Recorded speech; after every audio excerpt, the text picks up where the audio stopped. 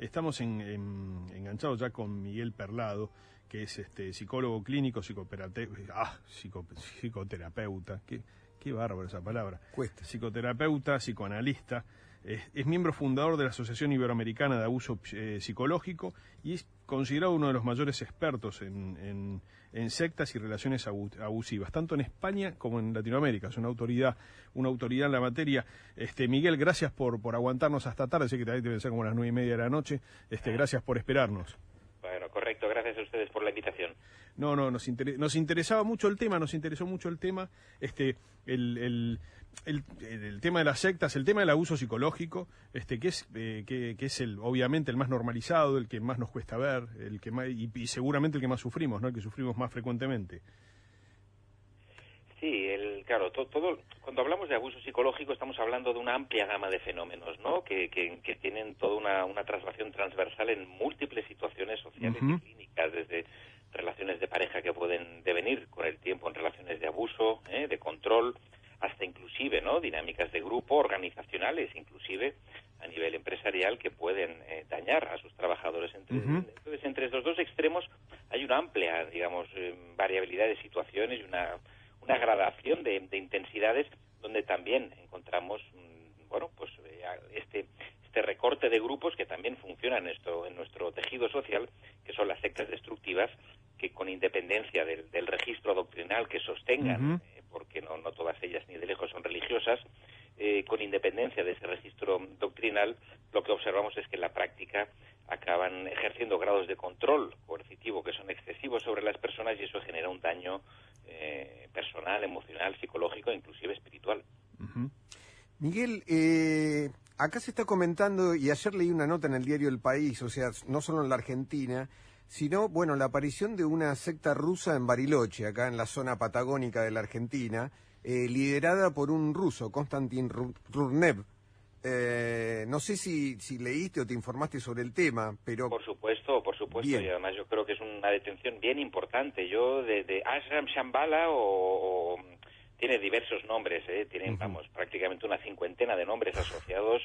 Es un grupo que ya desde inicios del 2010 he ido publicando cosas también al respecto, análisis del funcionamiento de este grupo, por haber atendido también a personas que estuvieron envueltas ahí. Estamos hablando de un grupo de origen ruso que toma todo su empuje probablemente a finales de los 70, entre los 80, extendiéndose por Rusia de una forma bastante considerable.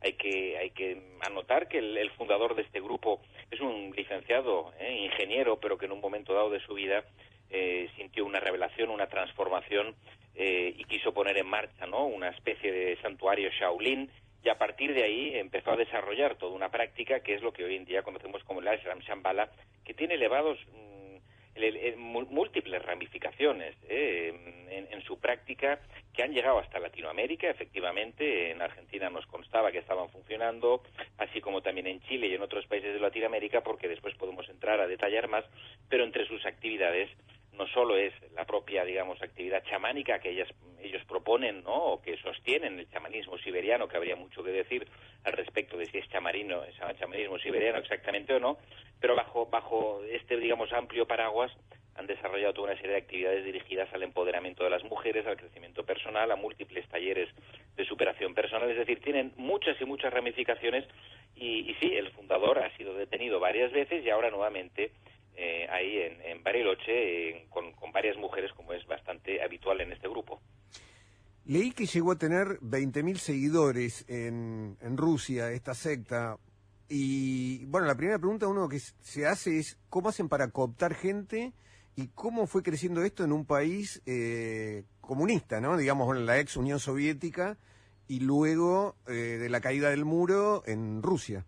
Claro, aquí esto es muy interesante lo que usted plantea, porque hay una intersección, digamos, también, una interacción con un factor social externo, ¿no? Un factor de contexto político-social, donde también, como vemos en el desarrollo de estos grupos, también inciden en su formación y en su desarrollo, justamente en esos momentos de transición social, de convulsión, porque se ponen en jaque muchos de los valores, tradiciones, formas de funcionar socioeconómicas. Es donde estos grupos pueden emerger con mayor facilidad, ¿no? Al igual que a nivel individual, en un momento de crisis o de vulnerabilidad, eso hace que también por esas brechas se introduzcan estos grupos, pues también en el tejido social. Y aquí lo que observamos es que cuando Rudnev inicia su actividad, ofrece, ¿no?, una amalgama sumamente atractiva y sincrética, donde mezcla indiscriminadamente pues el ocultismo, nociones de la New Age, las enseñanzas de Carlos Castaneda y del chamanismo, el Reiki, el karate astral, el karma yoga, es decir, como ustedes podrán entender, una ensalada conceptual y doctrinal sumamente rica, interesante, sí, pero que atrae, ¿no?, en esos momentos de transición y de convulsión a numerosas personas.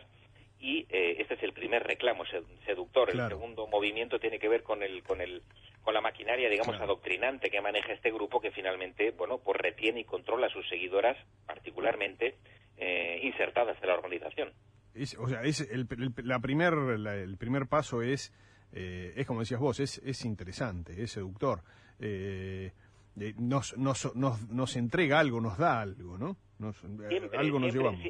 Siempre estos grupos nos ofrecen algo que es irresistible en esos momentos en los que atravesamos crisis, atravesamos rupturas matrimoniales, momentos de soledad, desorientación en la vida, transiciones adolescentes. Hay múltiples situaciones en la vida que nos vuelven más vulnerables situacionalmente, y estos grupos conocen esas fisuras. Entonces, aparte, este tipo, Rudnev, tiene una capacidad, digamos, seductora bastante destacable, un carisma, no cabe la menor duda, pero también unos niveles de perversidad moral y sexual destacables. Estamos hablando que los adherentes vivían en condiciones de hacinamiento, en condiciones prácticamente rozando la infrahumanidad, con vejaciones, con malos tratos, con abusos sexuales y con el uso del cuerpo de la mujer bajo pretexto pues eso, ¿no?, de la transformación espiritual. Entonces estamos hablando, insisto, de un contexto teñido por la perversidad y por un atrapamiento de las personas que finalmente, pues eso, las desvitaliza, las convierte, como algunos describen, en zombies en vida, ¿no?, como personas que se les ha eliminado toda subjetividad y quedan sometidas al gurú, ¿no? Estos elementos que recién llamabas ensalada, donde está el New Age, digo, hacen pensar que lo sectario hoy está inserto en la vida cotidiana de todas las sociedades, digamos, ¿no? Antes se pensaba en una secta como algo aislado, pienso, no sé, en la de Jim Jones, Charles Manson, como grupos muy, muy marginales respecto a la mayoría de la población. Cuando entran todos estos elementos que vos estás mencionando, parecería no ser tan así, ¿no? Esta es otra buena reflexión, a que también el oyente se detenga a pensarla detenidamente. Ciertamente, cuando hablamos de sectas, hablamos, para que quien nos escuche nos entienda, de un modelo. Digamos, claro que existen sectas prototípicas que cumplen todos y cada uno de los criterios que pudiéramos a llegar a listar, ¿no? Pero estamos hablando, digamos, pues eso, de un núcleo conceptual a través o alrededor del cual circulan muchas situaciones, y hoy en día, diría, por mi experiencia ya de casi 30 años de trabajo en este ámbito, también de narrativas. Yo creo que después del impacto de la pandemia han emergido, han aflorado toda una serie de narrativas sectarias que estaban en un estado latente, estaban en una subcultura, digamos, marginal, pero estaban ahí, donde se mezcló lo alternativo, los platillos voladores, ideas políticas más o menos radicales, QAnon, en fin, tenemos muchos ejemplos que podríamos debatir extensamente a nivel incluso social, porque estamos siendo testigos de ello, donde ciertamente se han extendido toda una serie de narrativas sectarias que a nivel más individual y más particular se concretiza, por ejemplo, en estos nuevos influencers o youtubers también, ¿no?, con un discurso muy simplificador, muy repetitivo, con eslogans, ¿no?, que exigen una adhesión y una adherencia casi ciega y que, toca, ¿no?, muchos de los aspectos que podríamos describir o encontrar en una secta clásica al uso, ¿no? Claro. El uso de los, digamos, la explosión que hubo de medios de comunicación, la facilidad en la comunicación que hubo en estos últimos 10 años, ¿ha agravado el fenómeno, lo hizo más frecuente? Esto es así, digamos, el impacto de todas las tecnologías y de los medios de información, y particularmente de toda la expansión de lo digital, ha hecho que el fenómeno se transforme, ¿no?, radicalmente. Los formatos son distintos, las propuestas son mucho más alambicadas y más complejas de identificar, se entremezclan con un discurso social que da verosimilitud y que da apariencia de, bueno, esto ya lo escuché en otro lugar, no me están diciendo nada nuevo, ¿no? Entonces ahí, claro, la percepción de riesgo disminuye, la vulnerabilidad aumenta y sobre todo, ¿no?, se construye, digamos, un discurso social, pues sí, muy impregnado por una suerte de transformación personal o espiritual enlatada, ¿no?, de un fin de semana, donde te aseguran, ¿no?, que con ciertas prácticas podrás llegar a trascenderte, romper tu ego, salir de tus límites o ir más allá de ser la mejor versión de ti mismo, ¿no?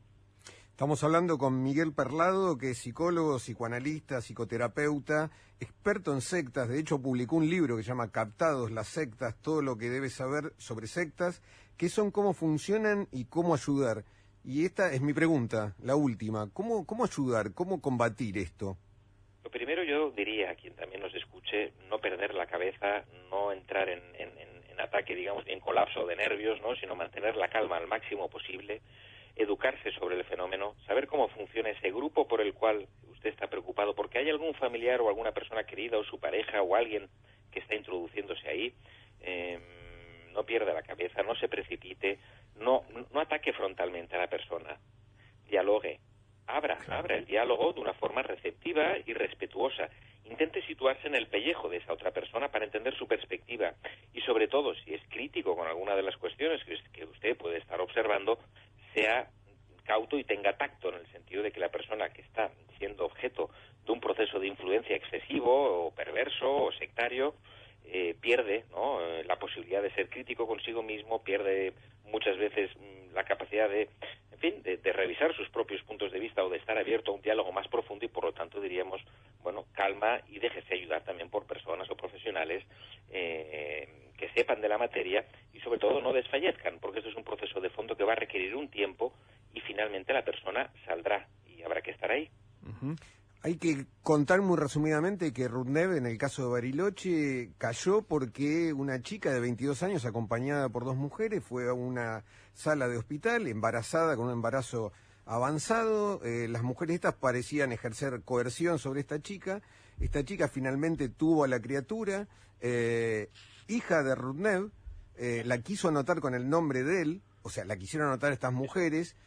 No le permitieron por una cuestión legal, al no estar el padre presente, anotaron a la criatura con el nombre de la chica y aparentemente estas 2 mujeres la acompañaban, tacharon eso, armaron un escándalo, bueno, y finalmente cayó un grupo de 21 personas, la mayoría mujeres, y la acusación contra Rudnev, que está preso en este momento acá en la Argentina, es de explotación laboral y sexual. ¿Qué características tienen estas sectas conformadas íntegramente por mujeres? Bueno, sobre todo tiene una nota característica, tiene varias, pero una de las dimensiones evidentes es toda la explotación sexual de las mujeres.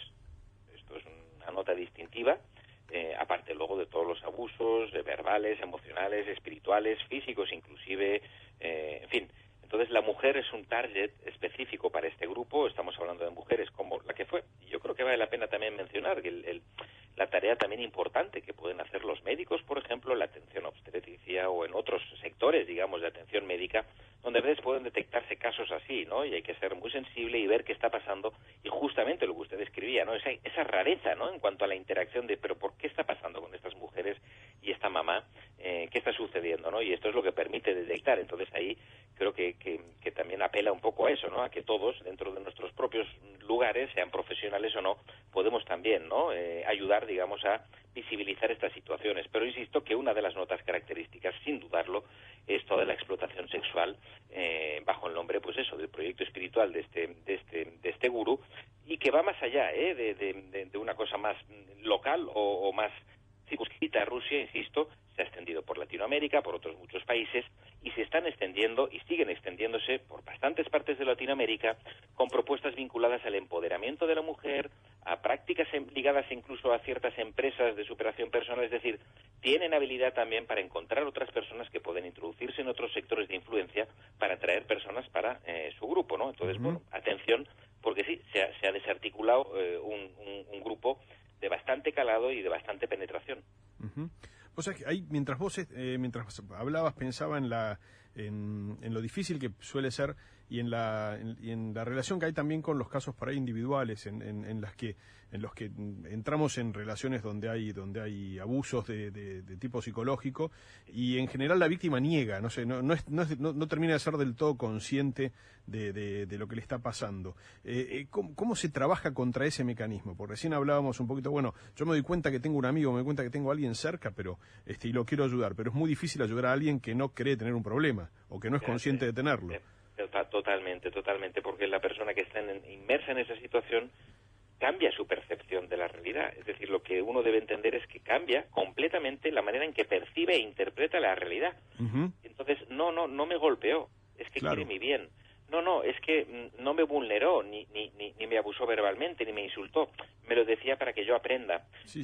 No, esto no es prostitución, es que ofrezco mi cuerpo para una transformación espiritual. Entonces, claro, el lenguaje se pervierte, las palabras se giran de sentido, se cambia la forma perceptiva, el modo en que percibe la persona la realidad, y todo se reinterpreta de otra forma. Entonces, quien esté cerca, insisto, debe acercarse con mucho respeto y si confronta alguna de las percepciones distorsionadas que puede tener la persona, debe hacerlo como una sonda, digamos, ¿no? Como tocar con mucho cuidado, porque la persona puede explotar, puede romper el contacto, y entonces ahí es sumamente difícil, ciertamente. Entonces hay que esperar, hay que acompañar, y sobre todo hay que esperar a que la propia persona sea capaz de hacer pequeños clics, como muchas veces suelo describir, y que son muchos pequeños clics que se acumulan de, pero esto quizás no es así como yo entendí, es de otra manera.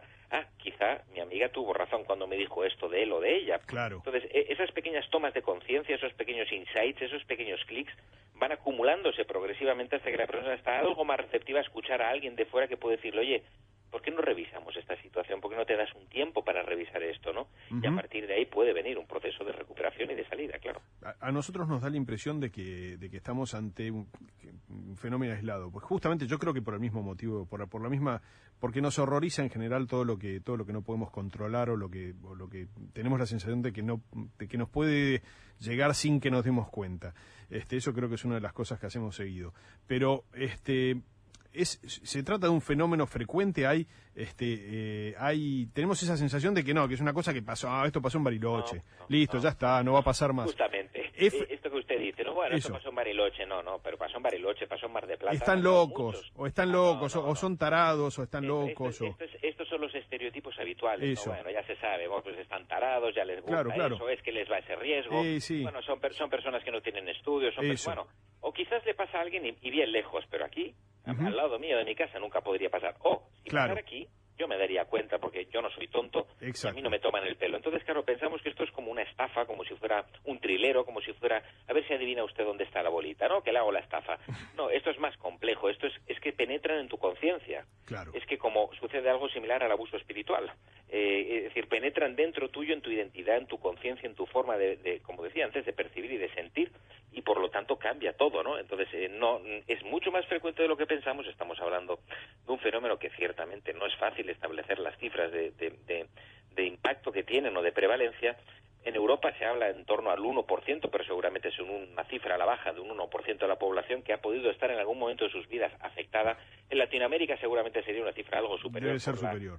Sí, por la extensión, la variabilidad. En Estados Unidos, por ejemplo, hay quien habla de más de 3.000 sectas. Es decir, pero es que nadie puede determinar cuántas sectas existen, porque son grupos cambiantes, fenómenos en transformación, no desaparecen, se transforman, se escinden. Es decir, forma parte de la naturaleza humana. Esto es un fenómeno tan antiguo como la humanidad. Lo que pasa es que hoy día, como antes decíamos, por la digitalización de nuestras vidas, ha tomado una puesta en escena muy distinta y otros formatos que evidentemente están en consonancia con el momento y con la cultura neoliberal en la que estamos y con esta forma, digamos, en que vivimos, posmoderna, ¿no?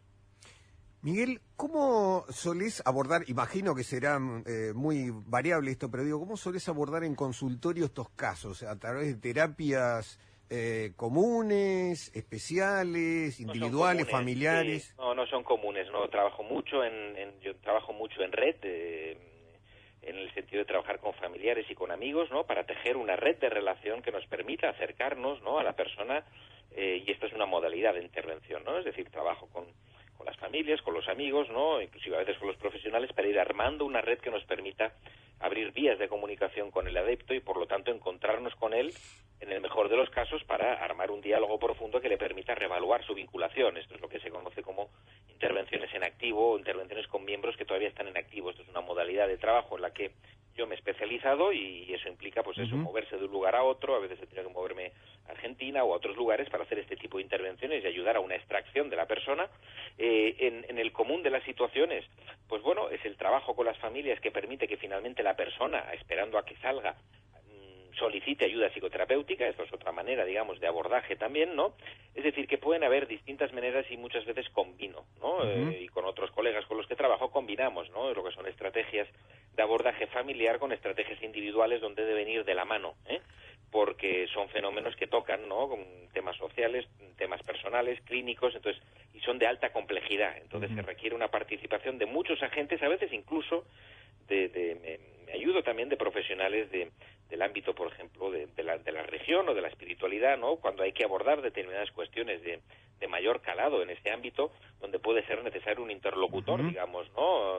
Capacitado en la vida religiosa como para abordar ciertas cuestiones teológicas o doctrinales. Entonces, son un tipo de tratamiento muy particular, que no tiene nada que ver, digamos, con las terapias al uso que habitualmente se hacen. Mi formación es como psicoanalista, pero en este abordaje, digamos, el marco me permite comprender, pero la forma de intervenir es otra, muy diferente, porque insisto que aquí estamos hablando de situaciones que tienen que ver con trauma, fundamentalmente, ¿no? Con traumas masivos, muchas veces traumas sexuales, traumas sobre el cuerpo, traumas familiares también, económicos a distinto nivel, y hay un impacto traumático que hay que abordar de distintos lugares y, bueno, hacer mucha fuerza también para que la persona logre recuperar su identidad y, sobre todo, logre recuperar su pensamiento y su capacidad de pensar autónomamente, ¿no? Miguel, y pensaba recién, para ir cerrando, ¿qué podemos, imagino que no es sencilla la respuesta, pero hay alguna posición frente al mundo, hay algo que podamos hacer para estar prevenidos, para estar más atentos, para tener la guardia más alta, para protegernos de este tipo de situación? Esta es otra buena pregunta, ¿no? Porque tampoco tiene una respuesta única ni sencilla, pero así rápidamente diría, a ver, todos y cada uno de nosotros tenemos algo que constitutivamente nos hace vulnerables, y es que necesitamos de los demás, necesitamos de la relación, necesitamos de los vínculos, necesitamos de un apoyo cuando estamos en crisis, necesitamos de unos brazos, ¿no?, que nos sostengan cuando atravesamos momentos duros, la vida, ¿no? Entonces, eso mismo que nos hace frágiles, también, pues eso, nos hace capaces de tener relaciones con los demás, porque es también la base de la empatía, es decir, que, bueno, eso que nos permite conectar, sufrir, sentir. Entonces, bueno, debemos estar atentos a que nuestra intimidad, a que nuestro mundo interior es nuestro, y hay que abrirlo, sí, hay que abrirlo, pero también hay que saber poner algunas vallas alrededor para protegerse. Y eso tiene que ver con una cuestión de límites, y yo creo que esto es algo que, bueno, pues habrá que ir estando muy atento, ¿no? Porque los tiempos en los que vivimos, los límites se difuminan cada vez más, ¿no? Ya no es que todo valga, sino que inclusive, ¿no?, el poner límites parece que sea limitar, ¿no? Y los límites tienen un sentido, y es que pueden, como dice la misma palabra, limitar áreas y demarcar lugares, y sobre todo lugares que tienen que ver con la conciencia, el cuerpo, la intimidad. Entonces, sí es importante que en momentos de crisis nos podamos abrir, pero sepamos a quién nos abrimos y sepamos también estar atentos a, bueno, si eso que nos están ofreciendo es excesivo o nos está cuidando, ¿no? Y ahí nos tenemos que basar también en lo que otros que nos acompañan nos pueden decir. Oye, yo veo que desde que vas ahí te veo más cerrado, te veo más aislado, tú dices que estás mejor, pero yo no te veo tan así. O cada vez vas más con esta gente, pero ya no haces lo que antes hacías, dejaste los estudios, ya no quieres trabajar, ¿qué te está sucediendo? Estate atento a lo que te están diciendo los demás, porque en un proceso sectario, tus red flags van a ir desapareciendo por el camino. Entonces, las únicas fuentes, digamos, los únicos inputs que vas a tener para no perder la cabeza en ese proceso son las personas de confianza que tienes a tu alrededor, que te podrán decir, oye, atento aquí, pon un tope. Y entonces esto es lo que podría decir. Excelente. Miguel, te agradecemos muchísimo por estos minutos. Hubiéramos seguido hablando de verdad un rato largo porque es un tema apasionante, interesante y muy de nuestros tiempos. Te agradecemos por estos minutos, Miguel. Gracias por habernos esperado hasta esta hora. Gracias a ustedes y hasta cuando quieran. Te mandamos un abrazo grande desde acá. Chao, chao. Abrazo. Hablamos entonces con Miguel Perlado, psicólogo clínico, psicoterapeuta, miembro fundador de la Asociación Iberoamericana sobre Abuso Psicológico. Hablamos de la violencia psicológica, hablamos de sectas.